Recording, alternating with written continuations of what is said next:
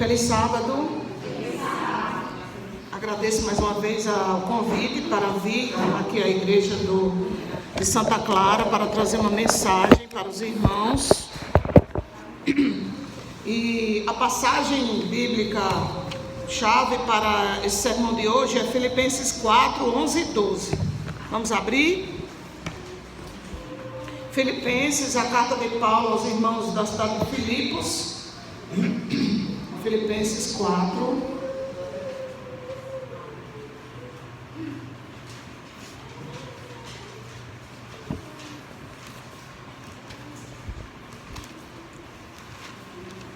Filipenses, carta de Paulo aos Filipenses, capítulo 4, versículos 11 e 12.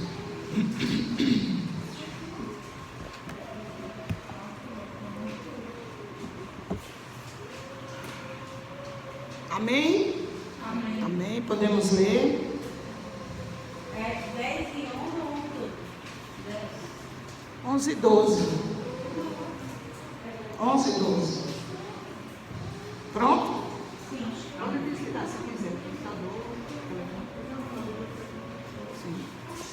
Sim. Maravilhoso Deus, mais uma vez buscamos a Tua presença. A Tua palavra está aberta em nossa frente e nós precisamos do Teu Espírito para entendê-la, para praticá-la, para vivê-la, para poder ensinar a outros. Então nós te rogamos que agora o Teu Espírito abra a nossa mente assim, lotada de coisas desse mundo, que a luz do Teu Espírito adentre o nosso ser e nos ilumine por Tua palavra, em nome de Jesus. Amém. Vamos ler, versículo 11 diz: digo isto não porque esteja necessitado, porque aprendi a viver contente em toda e qualquer situação. Sei o que é passar necessidade e sei também o que é ter em abundância. Aprendi o segredo de toda e qualquer circunstância, tanto de estar alimentado como de ter fome, tanto de ter em abundância como de passar necessidade. Amém? Amém. E o 13 todo mundo sabe de cor, né? Então Paulo está falando aí de que ele aprendeu. E o título dessa mensagem de hoje é Aprendendo a Estar Contente. E a pergunta inicial é: você realmente está contente hoje? Eu conheço pessoas que realmente estão contentes hoje. Além de mim, né? Porque eu estou muito contente, já falei na escola sabatina. Se você estiver contente, em que se baseia o seu contentamento? Se baseia em quê? Quanto tempo você acha que esse contentamento vai durar? São as perguntas iniciais. Você está contente? Seu contentamento se baseia em quê? Quanto tempo você acha que esse contentamento vai durar? Para a maioria das pessoas, o contentamento é um mistério. Por que um mistério? Porque são poucas as pessoas que encontram o verdadeiro contentamento. Será que os pobres, em sua falta de bens materiais, elas têm contentamento? Têm encontrado contentamento? Será que os ricos, elas conseguem comprar o verdadeiro contentamento? O contentamento ele não é encontrado na pobreza, nem tampouco pode ser comprado pelos ricos. Veja só. Sendo assim, a pergunta de R$1 milhão é: o que é contentamento? O que é contentamento? Essa semana eu vi uma pessoa rica falando aqueles recortes, né, que aparecem no YouTube, dizendo: olhe, não é riqueza, nem fama, nem bens que trazem alegria às pessoas. Tire isso da sua cabeça, não é. Então a palavra contentamento no dicionário tem uma definição assim: sensação de estar satisfeito e feliz. Mas o que significa isso? Estar satisfeito significa adquirir todos os itens do seu carrinho de compras? Será que para estar satisfeito você precisa ter todos os seus desejos realizados? E eu achei interessante que também na internet eu vi uma chamada assim, não sei se o nome é chamada ou é uma propaganda. Hoje em dia assim, os nomes são todos em inglês, né? Anunciando um livro que é assim: o Deus que destrói sonhos. Já ouviram falar disso?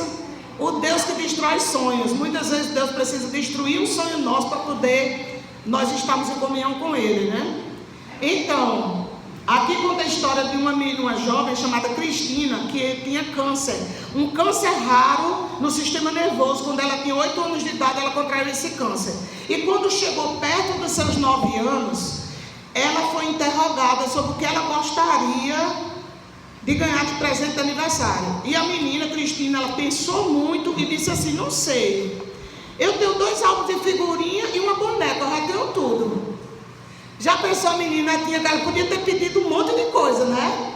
A menina tinha câncer no sistema nervoso e ela ia fazer 9 anos. E a pessoa chegou para ela e disse assim: o que você gostaria de ganhar de presente de aniversário? E ela disse assim: não sei, eu já tenho 2 álbuns de figurinha e já tenho uma boneca, eu já tenho tudo. Veja só, é possível desenvolver um coração contente como o de Cristina? Então, nós lemos aí Filipenses 4, 11 e 12. E aqui tem uma versão que é a Bíblia, a Mensagem. Quem gosta muito dessa versão é o Leandro Quadros, né? Ele sempre cita essa versão da Bíblia, a Mensagem, que está escrito assim: de fato, pelo que me consta, não preciso de nada. Já aprendi a estar contente a despeito das circunstâncias. Fico satisfeito com muito ou com pouco. Encontrei a receita para estar alegre, com fome ou alimentado, com as mãos cheias ou com as mãos vazias. Então é o mesmo texto que nós lemos, sendo que nessa versão da Bíblia chamada a Mensagem. Então o apóstolo Paulo disse: eu aprendi. E aprender, como eu digo sempre aos meus alunos, os alunos querem fazer uma coisa, arrancar a folha do caderno, jogar em cima da minha mesa e pronto, né? Não é aprender, você vai reescrever, você vai reorganizar isso aqui, você vai colocar isso aqui no parágrafo, você vai colocar pontuação. Eles não querem. Eu digo, aprender é uma coisa que indica que você vai lutar com aquilo, lutar com você mesmo. Não é assim, puf, aprendeu. É tanto que as experiências a gente conta, mas você só aprende quando você passa pela experiência. Aí você realmente aprende. Aparentemente o contentamento é algo que nós podemos aprender a viver contente. De fato, nós podemos nos ensinar a estar contentes. Então eu prego esse sermão, que eu já preguei outras vezes, porque eu gosto muito dele. Ele me ensina coisas que o contentamento eu preciso aprender. É algo que eu posso me ensinar. Mas para aprender bem como fazê-lo, vamos precisar de uma boa receita. Olha, essa mulher de Jackson aí, à frente das suas receitas maravilhosas. Ao considerarmos o assunto da mordomia, veremos que um dos elementos chaves para nos tornarmos fiéis administradores dos nossos recursos é aprender o que vem a ser o verdadeiro contentamento. A razão pela qual tantas pessoas nessa geração estão desperdiçando uma boa parte do seu tempo e dos seus recursos, da própria saúde, é que estão tentando encontrar algo que perderam ou que nunca tiveram, que é uma sensação de contentamento. Queremos falar aqui sobre como podemos nos tornar mordomos fiéis por meio do contentamento. Mas antes disso, precisamos identificar alguns exterminadores de contentamento para os cristãos. Primeiro, o exterminador de contentamento é o esquecimento. Como cristãos, o verdadeiro propósito da nossa vida é servir a Deus. Esquecer isso ou manter o foco em qualquer outra coisa como propósito de vida é um verdadeiro exterminador do contentamento. A gente tem que ter o foco: eu estou aqui para agradar a Deus, para servir a Deus, para glorificar a Deus. No encontro de Jesus com o diabo no deserto, Satanás tentou fazer com que Jesus esquecesse qual era o verdadeiro propósito de sua vida na terra. Satanás disse: tudo lhe darei se prostrado me adorares, né? E Jesus ordenou: vai embora, Satanás, arreda, Satanás, porque está escrito: adore o Senhor teu Deus e só a Ele sirva. Então, uma das armadilhas mais bem sucedidas de Satanás é nos fazer acreditar que nós precisamos acompanhar as expectativas da sociedade para que fiquemos verdadeiramente contentes. E não é. Nós não precisamos acompanhar as expectativas da sociedade. Se ele conseguir isso, nós esqueceremos facilmente porque estamos aqui e qual é o nosso propósito como cristãos. Certo? E é tão fácil adotar as sugestões do inimigo, né? É tão fácil adotar os objetivos do mundo, a saber, mais, maiores e cada vez mais. Então, quando descobrimos que não temos mais, maiores coisas ou cada vez mais coisas, nosso contentamento é esmagado e Satanás vence a batalha. Então, se lembrem, se a gente se esquecer de qual é o foco da nossa vida, esse é um dos esmagadores do contentamento. É o esquecimento do foco. Segundo esmagador do conhecimento, renunciar. Na sociedade de hoje, não é normal fazer cortes ou renunciar a alguma coisa. Uma vez que nós atingimos um certo nível de renda ou gastos, consideramos um sinal de fracasso não poder manter o primeiro ou aumentar o segundo. A regressão, isso é fazer cortes, renunciar, é um exterminador de contentamento. Mesmo diante do iminente desastre, nós precisamos manter a imagem. Isso é o que a sociedade diz, que você precisa manter a imagem de que você é bem sucedido e que você deu certo. Digamos que um de nós tenha 2 empregos e perca um. Nós não vamos poder manter o mesmo padrão de vida que nós tínhamos quando tínhamos 2 empregos. E é preciso aceitar isso. Quem sabe, para estar de bem com Deus, nós precisaremos perder aquele emprego, não é? Muitas famílias que passam por uma perda de emprego tentam continuar mantendo seu estilo de vida, fazendo dívidas, em vez de correr o risco de ter que enfrentar o estigma da regressão. Ou seja, vamos cortar isso, vamos cortar isso, vamos cortar isso, né? Alguns acham difícil aceitar os contratempos que a vida nos apresenta, mas essas dificuldades podem ser uma oportunidade para reavaliarmos as nossas prioridades. Jesus nos adverte: tenham cuidado e não se deixem dominar por qualquer tipo de avareza, porque a vida de uma pessoa não consiste na abundância dos bens que ela tem. Viu? Você está lá em Lucas 12:15. Jesus diz: tenham cuidado e não se deixe dominar por qualquer tipo de avareza, porque a vida de uma pessoa não consiste nem na abundância nem na falta dos bens que ela tem. Então, o terceiro motivo, o terceiro esmagador do contentamento é a abundância. Se a renúncia pode ser um exterminador do contentamento, a abundância também pode.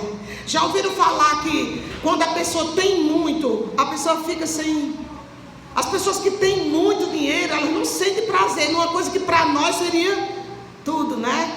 Tem gente que diz: fulano de tal tem patins, tem uma criança, né? Fulano de tal tem tanto brinquedo e só vive reclamando. Se eu tivesse pelo menos um brinquedo que ela tem, né? A maioria das advertências contidas nas mensagens de Cristo era dirigida para os ricos e não para os pobres. E os ricos tinham de tudo para o tempo deles, né? Na pobreza, os problemas são fortemente contrastantes: necessidades ou desejos. Eu vou comprar o que é essencial ou uma coisa que eu desejo? Para o pobre, você tem que escolher, né? A honestidade ou a desonestidade. Eu vou viver com honestidade e comer só o básico, ou eu vou ser desonesto para poder comer as coisas que eu acho gostosas, que não são tão essenciais? Para os ricos, porém, os problemas são muito mais sutis e complexos. Na sociedade atual, nossas ansiedades e preocupações estão menos relacionadas à falta de coisas do que à perda delas. Não é simplesmente porque você não tem, é porque você tinha e perdeu. Aí você não sabe para viver sem aquilo. Em muitos países ricos, a indústria do seguro movimenta bilhões de dólares por ano. Ou seja, o que é o seguro? O seguro todo mundo sabe, você paga um dinheiro todo mês, ou às vezes por ano, para que se você perder aquele bem, o seguro possa suprir, né? Possa lhe ressarcir o seu dano. Um carro que bateu, se você paga o seguro, né, e foi realmente um sinistro, você não teve participação, você foi atingido, o carro bateu, o seguro vem e paga. Se o seu carro foi roubado, você paga religiosamente todos os anos seu seguro, o seguro vem e paga. Então aqui diz que a indústria do seguro ganha bilhões de dólares por ano no mundo. Por quê? Porque as pessoas não querem, ninguém quer perder o que já conquistou, né? Outra coisa interessante aqui é que em 2004, olha como faz tempo, divulgaram em Harvard, que é a universidade mais famosa do mundo, lá dos Estados Unidos.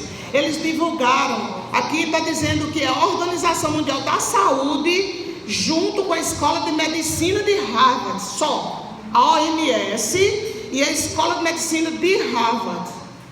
Eles divulgaram um estudo sobre os principais transtornos depressivos em 14 países. E sabe o que foi que eles descobriram? Que os Estados Unidos, que é um dos lugares mais prósperos do planeta, estava no topo da lista da depressão, com 9,6% da população são afligidos por transtornos bipolares, síndrome do pânico, depressão, ansiedade e outros problemas relacionados com isso.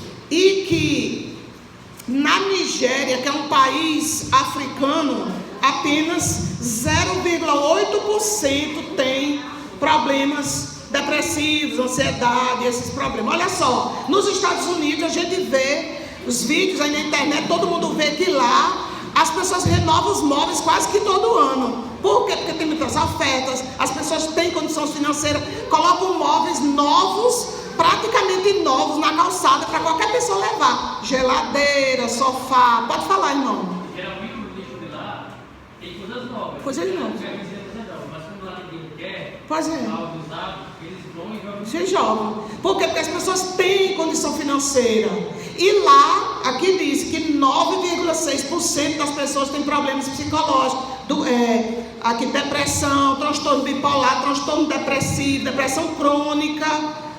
9,6%. E na Nigéria, onde as pessoas, a gente vê os não tem nada, são pessoas que vivem com casas de barro, pegando água não sei quantos quilômetros distantes, lutando naquele sol quente. As pessoas numa pobreza extrema, apenas 0,8% da população da Nigéria tem algum problema de transtorno assim, de ansiedade, de depressão. Olha a diferença. Então, não é o ter que vai lhe dar prazer, um prazer genuíno.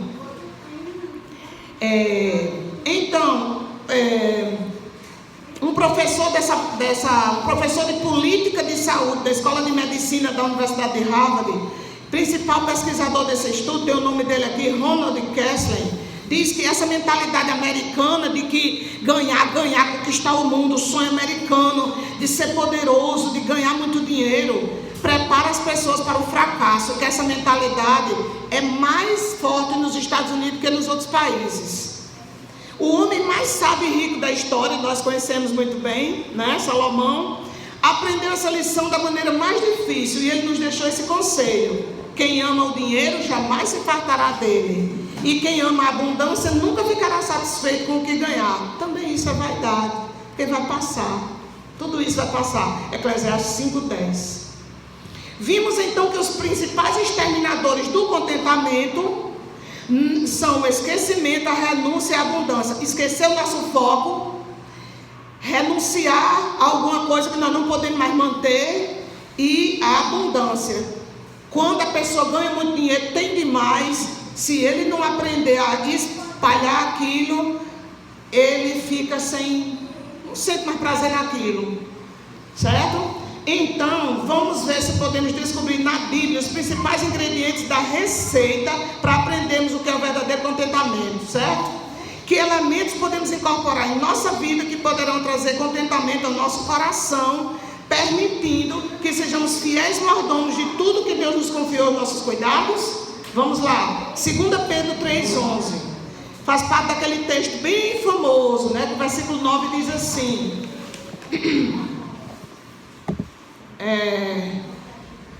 não retarda o Senhor a sua promessa, como muitos a julgam demorada. Antes, Ele é misericordioso, não querendo que ninguém se perca, antes que todos cheguem ao arrependimento. Porém, o dia do Senhor virá como ladrão de noite, né? Naquele dia os céus passarão com estrepitoso estrondo, os elementos se desfarão abrasados, né?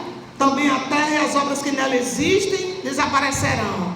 Eu estou citando o versículo 9 e 10, mas o versículo que nós vamos ver é o 11. O 11 diz o que, irmãos? Uma vez que tudo será assim desfeito, então tudo que nós temos hoje aqui mesmo será desfeito. Casa, carro, qualquer coisa que será desfeito. Nós devemos viver como? Vocês devem ser pessoas que vivem de maneira santa e piedosa. E o 12 complementa, esperando a pressão da vinda de Deus. Aí repete, por causa do qual os céus passarão serão desfeitos pela glória de Deus e os elementos se derreterão pelo calor. Repete várias vezes. E aqui atrás diz que tudo que tem nesse mundo está sendo entesourado para fogo. Então não vale a pena a gente se apegar com nada daqui. Devemos apenas aprender a viver, irmãos, por convicção e não por circunstâncias. Quando as coisas se tornam difíceis e a mídia nos bombardeia com a mensagem de que a maneira de resolver nossos problemas é acumular coisas, precisamos ter convicções e valores claros, os quais nos guiarão nossas emoções e impulsos. Amém? Quando aprendemos a viver com moderação, nunca se diz viver com moderação, né? Diz-se comer com moderação, beber com moderação, mas nós cristãos devemos viver com moderação. Então, quando aprendemos a viver com moderação, podemos realmente desenvolver o hábito de poupar. Amém? O hábito de economizar nos ajudará a estar preparados quando surgirem emergências. O que nos ajudará a não usar constantemente o crédito, buscar dinheiro que não é nosso, a fim de resolver problemas. Todo mundo já sabe que empréstimo não resolve problema, só cria outro, certo? Quando deixamos que os princípios espirituais guiem nossa vida e quando desenvolvemos bons hábitos de poupança, então lançamos as bases para colocar nossas metas de longo e curto prazos em ação. Precisamos lembrar que Deus quer que vivamos bem com modéstia, em vez de oprimidos por dívidas, certo? E o 2, estabeleça o hábito de dar. Eu acho muito legal quando o neném me avisa que tem roupa para doação aqui. Teve um dia desse que eu saí daqui parecendo um carregamundo. Vocês são jovens, não sabem o que é carregamundo não. O nosso irmão lá, o sogro de Maíldo, sabe o que é um carregamundo? Sabe o que é um carregamundo? É um insetozinho bem pequenininho, que meu pai me ensinou como carregamundo. Eu não sei como é que chamam aqui. Papai me ensinou lá no interior do Pará, que era carregamundo. Quando no ano seguinte vai ser um ano seco, ele anda bem peladinho, porque ele não precisa cobrir a casa dele. Mas quando no ano seguinte vai ter inverno bom, ele anda bem carregadinho de uma plumagemzinha que ele acha nas flores, sabe? Aí o carregamundo passa assim, tudo carregadinho, você não vê nem ele está embaixo. Uma capa assim, de plumagemzinha, para quê? Porque ele tem que cobrir a casinha dele, porque vai chover, ele tem que deixar o ambientezinho dele bem aconchegante, para ele não passar frio quando a chuva vier. Aí papai dizia, tá vendo? Carregamundo Dáriva, ele dizia com a mamãe, viu já, que chama Dáriva. Ó Dáriva, o carregamundo tá limpinho, não tá carregando nada, então vai ser seco o ano que vem. Quando o carregamundo passava carregado, ele dizia, tá aí, inverno bom ano que vem, era dito e feito. Então, um dia desse eu saí daqui de Santa Clara parecendo um carregamundo de sacola de roupa, e no mesmo dia nós distribuímos todas elas, e as pessoas estão vindo para a igreja usando essas roupas, amém? Amém. Então, agradeço já oficialmente aqui a todos que doaram roupas, porque já foram entregues. Então, irmãos, o que 1 Timóteo 6, 18 a 19 nos diz? Que eles façam o bem. Faça, irmão. Faça, que eu venho com o maior prazer. Eu venho como um raio. Eu venho de cacete buscar. Certo? Aí...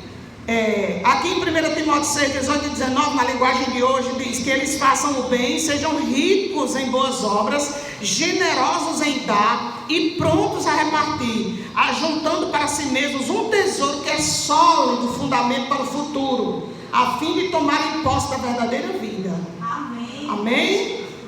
Se você não tirar foto minha, ninguém acredita que eu vim aqui. Diga pelo menos uma. Eu sempre digo isso, porque eu tiro foto de todo mundo. E se às vezes eu não disser, ninguém tira foto minha. Eu quase não tenho foto pregando. Quase não tenho. Sua foto já até está no vídeo. Vixe, então, irmãos, olha. Aqui diz aqui, eu nunca vi pessoas mais contentes do que as que desenvolvem o espírito de doação. Olha só. Doar é o fundamento da natureza de Deus e do seu reino. No livro Caminho a Cristo, tem uma citação maravilhosa que eu jamais esqueci. Ellen White diz assim: o espírito do mundo é ajuntar. Ela usa nessa palavra antiga, ajuntar e ajuntar. O espírito do céu, porém, é doar. O espírito do céu é doar. E aqui está parafraseando isso. E João 13,16 nos diz: porque Deus amou o mundo de uma maneira tal, meu pai usava essa expressão, de uma maneira tal, que deu o seu filho. Então, em suas várias formas, a palavra doar ou dar aparece na Bíblia mais de 1000 vezes. Então, não é menos importante, é uma palavra importante, é um verbo importante. Isso nos diz que doar é uma parte importante da natureza de Deus, e por essa razão deve ser uma parte importante da nossa vida também. Doe, reparta, amém? E vamos ao terceiro critério: desenvolva uma atitude de gratidão. Soldados que assistiam a pregação de João Batista perguntaram assim: e nós, o que devemos fazer? E o que foi que João Batista disse? Não sejam prepotentes, não façam denúncias falsas e contentem-se com o salário que vocês recebem. Não podemos desenvolver uma atitude de gratidão se continuarmos a nos comparar com o mundo, com os outros. Infelizmente, a nossa sociedade nos ensina a competir uns com os outros, a nos comparar com vizinhos e amigos. Cada anúncio de TV é um desfile de competição. Esse é o melhor carro, essa é a melhor empresa, esse é o melhor, o melhor produto. Todas as propagandas dizem que aquilo é o melhor. Contudo, a gratidão é um estado de espírito, não uma acumulação de bens. Amém, irmão? É um estado de espírito. Até que você possa realmente agradecer a Deus pelo que você tem e estar disposto a aceitar a provisão divina para a sua vida, o contentamento nunca será possível. Olha, eu vou ler de novo. Até que você possa realmente agradecer a Deus pelo que você tem e estar disposto a aceitar a provisão divina para a sua vida, o contentamento não será possível. Confie nas promessas de Deus. Esse é o quarto método: confiar nas promessas de Deus. Hebreus 13:5 diz que a vida de vocês seja isenta de avareza, Contentem-se com as coisas que vocês têm, porque Ele disse, no caso Deus disse: de maneira alguma te deixarei, nunca jamais o abandonarei. Amém, irmãos? E um grande pensador, que eu de vez em quando salvo os pensamentos dele na internet, que é A.W. Tozer, escreveu: o homem que tem Deus como seu tesouro tem todas as coisas em um só. Amém? Quem tem Deus como seu tesouro tem todas as coisas em um só. Aqueles que aprendem a confiar nas promessas de Deus conseguem ter sempre um sorriso em seu coração. Amém, irmãos? Então, aqui conta uma história que eu vou apenas contar, que um missionário que estava na China, ele e sua esposa estavam já quase sem nada para comer, e ele orou, e de vez em quando ele ia lá no computador acessar a conta dele e ver se tinha depositado alguma coisa. E depois de ter passado o dia todo estudando a Bíblia com a esposa e orando de joelho, pedindo que chegasse ajuda, porque eles estavam já praticamente sem nada para comer, continuava a conta dele apenas com 27 centavos. E aí a esposa perguntou para ele assim: o que vamos fazer, meu querido? E ele disse assim, com um sorriso no rosto: nós temos 27 centavos e todas as promessas de Deus. O que mais nós poderemos querer? Amém? Nós temos 27 centavos e todas as promessas de Deus a nosso favor. O que é que mais nós podemos querer? E aí Deus mandou auxílio para eles. Amém, irmãos? Busque a Deus, certo? Em João 14:8, os discípulos disseram assim: Senhor, mostra-nos o Pai, e isso nos basta. A gente sabe que Jesus disse: vocês estão me vendo, estão há tanto tempo comigo, eu e o Pai somos um. Essa frase foi dita por Filipe, um dos discípulos de Jesus, e essa frase é uma das mais poderosas declarações sobre o contentamento encontrada nas Escrituras. Filipe está dizendo que nossa satisfação máxima deveria ser conhecer a Deus, buscar a Deus, encontrar a Deus, experimentar Deus na nossa vida. Acredito que é por isso que Paulo conseguiu atingir níveis tão altos de contentamento estando preso. E preso naquele tempo não era só atrás das grades, não, era com ferros muito pesados em seus pés e suas mãos, umas bolas de ferro assim enormes, as cadeias machucavam suas mãos. Essa é uma condição que todo cristão deve desejar, estar contente em qualquer situação. Busquemos a Deus, irmãos, orando diariamente com nossa família. Isso é um privilégio, poder levar nossa alma a Deus em oração em todos os lugares. Eu achei bonito demais aqui no final da historinha infantil, de que a professora disse, a Dilma, né? Disse às crianças: façam culto familiar com seus pais. Chame sua mãe, chame seu pai, façam culto familiar. Porque os anjos de Deus, eles voam para as casas onde tem culto familiar. Os anjos de Deus gostam, eles vêm louvar junto, eles vêm proteger. Ellen White viu os anjos de Deus voando para as casas onde havia louvor e oração. Amém, irmãos? E isso abrirá espaço no seu coração para a gratidão, para você ser grato e viver contente em todas as situações. Foi assim que Enoque andou com Deus, certo? E Jeremias nos diz que Deus mandou ele escrever: vocês me buscarão e me acharão quando me buscarem de todo o coração. Eu serei achado por vocês, diz o Senhor. Amém? Deus promete que se o buscarmos sinceramente, nós o encontraremos. E quando o encontrarmos, Ele nos dará contentamento genuíno. Amém? E força para lidar com as mais difíceis das provações. Começamos esse capítulo lendo Filipenses 4, 11 e 12. Mas nós não lemos o versículo 13. Mas o versículo 13 diz assim: tudo posso naquele que me fortalece. Essa semana eu li uma notícia que contava, tinha até a foto em preto e branco, que é muito antiga, de uma moça que ela viveu muitos anos praticamente sem comer. Ela tinha uma doença que ela tinha nojo da comida, vomitava quando ela via comida. E ela viveu muitos anos, e pessoas se postaram na casa dela, ficaram de plantão, se revezando a cada 6 horas para descobrir se ela estava sendo alimentada, se a família queria apenas queria se destacar de alguma forma. Nesse tempo não tinha nem internet, e não era, ela tinha uma doença. Mas essa moça, ela era uma fiel cristã. E as pessoas, no final das contas, depois que ela morreu, depois de alguns anos doente, as pessoas entenderam que Deus a tinha sustentado, porque não tem explicação na medicina até hoje o que aconteceu com essa moça, que ela ficou sem comer por mais de ano, e as pessoas ali morando com ela, vivendo com ela, querendo dar comida na boca dela, e ela não conseguia engolir, e ela foi sustentada. Ela era bem magrinha, mas ela foi sustentada pelo poder de Deus. E eu creio que é verdade, porque tem o nome da cidade, tem o nome da menina, tem a idade, tem todos os detalhes onde aconteceu. E que nesse tempo não tinha nem internet. Ou seja, hoje em dia as pessoas fazem as coisas para aparecer na internet, ganhar curtidas, ganhar seguidores, ganhar dinheiro. Mas naquele tempo não tinha isso, né? Então as pessoas acreditaram, até os médicos saíram dizendo: foi a fé dessa moça que sustentou ela todo esse tempo. E a medicina nunca descobriu que doença era essa que ela tinha, que ela não conseguia se alimentar, mas que a fé dela, ela vivia em orações, sempre orando, louvando a Deus, cantando com a vozinha fraca dela. Ela cantava louvores e orava a Deus, e ela foi sustentada durante muito tempo. Então eu creio que o Deus que sustentou Elias, eu digo isso em quase toda pregação minha. Eu sempre tenho na minha mente uma coisa: Angelina, você gosta de comer, só que vai chegar uma hora que você vai ser sustentada por uma banana, passar o dia todo só com uma banana, ou então sem ela. Porque o Deus que sustentou Elias com os passarinhos trazendo no bico. O que um passarinho consegue trazer no bico? É pouca coisa, mas ele foi sustentado. E quando ele não tinha mais água, Deus mandou ele ir, mandou uma viúva sustentar. E a gente sabe da história de Có e Salteado. Amém, irmãos?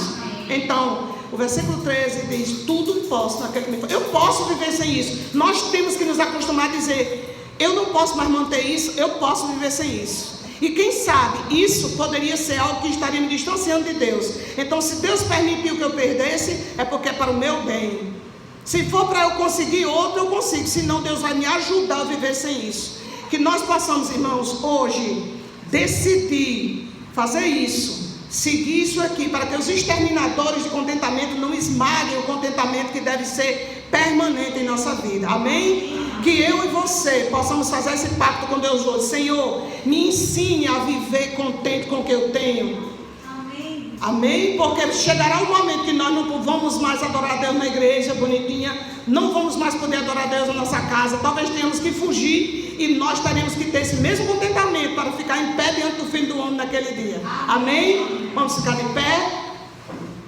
É pelo poder de Cristo que vive em nós e nos capacita a fazer todas as coisas por meio de sua força que nós obteremos o verdadeiro contentamento. Amém?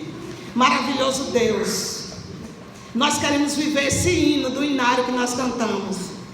O viver do bom cristão é estar sempre alegre. Nós olhamos para Paulo. Paulo viveu aprisionado a maior parte do seu ministério, mas ele escrevia para as igrejas: alegrem-se do Senhor. Outra vez eu lhe digo, alegrem-se, porque ele aprendeu a viver contente tanto na fartura como na escassez. Ele estava preso, mas ele escrevia sobre a alegria, porque ele tinha encontrado a sua verdadeira alegria em Cristo. E que cada um de nós possa encontrar verdadeiro contentamento em Cristo, Senhor. Porque nós temos o que muita gente rica que ao nosso redor não tem. Nós temos a salvação garantida na cruz do Calvário. Louvado seja o teu nome, porque todas as riquezas celestiais serão entregues em nossas mãos. Ajuda-nos, Senhor, a viver o que a lição da escola sabatina nos ensinou. Fazer justiça, nos apiedar das pessoas que estão morrendo à míngua ao nosso redor, as pessoas que estão sendo injustiçadas, que nós possamos abrir nossa boca por elas, que nós possamos dar o nosso ombro, a nossa mão, possamos acolhê-las, para que assim o mundo possa reconhecer que nós somos teus discípulos, que nós vivemos o amor na prática. Não é preciso gostar para amar, é preciso fazer o que é necessário fazer, para que as pessoas possam dizer: eles vivem o amor, eles vivem o verdadeiro evangelho. Fica conosco, nos dá um sábado maravilhoso na tua presença, nos enche do contentamento que só o Senhor pode nos dar, em nome de Jesus, amém. Feliz sábado.